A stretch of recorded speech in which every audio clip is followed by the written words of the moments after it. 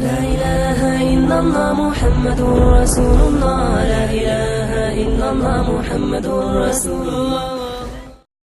اتنے گناہ کے باوجود پروردگار جل جلالہ بارش کیوں نازل فرماتا ہے؟ تو آقا کریم صلی اللہ تعالی علیہ وسلم کا اس سلسلے میں ارشاد بھی سماعت فرمائیں اور رب قدیر جل جلالہ کے ارشادات کو بھی سماعت فرمائیں.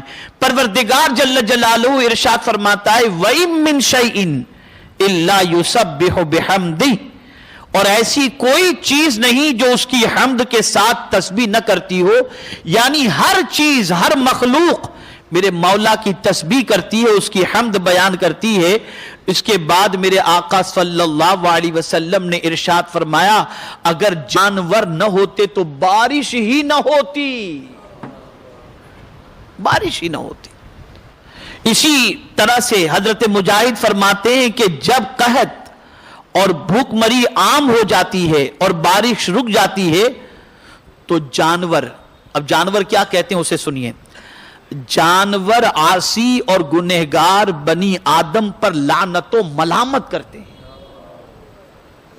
جانور جو ہے انسانوں پر ملامت کرتے ہیں اور کہتے ہیں یہ قحط سالی اور بارش کی کمی ابن آدم کے گناہوں کی وجہ سے ہے.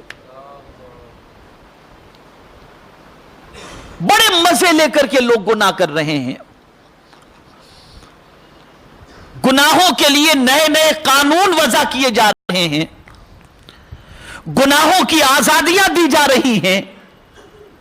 یہ سب کچھ ہو رہا ہے اور بے حیائی کا سیلاب ہر دروازے پر دستک دیتا ہوا نظر آ رہا ہے.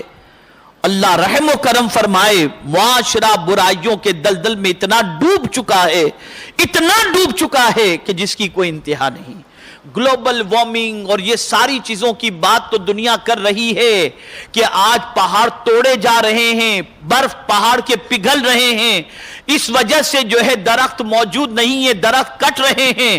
اس وجہ سے گلوبل وارمنگ کی وجہ سے بارش کی پرابلم اور یہ ساری پرابلم ہو رہی ہے. میں کہتا ہوں یہ سارے پرابلم تمہارے کیے ہوئے سے ہیں، لیکن سب سے بڑا پرابلم جسے مصطفیٰ جان رحمت نے بتایا وہ پرابلم ہے کہ معاشرہ گناہوں کے دلدل میں جب ڈوب جاتا ہے تو اللہ تعالیٰ بارش کو روک لیا کرتا ہے.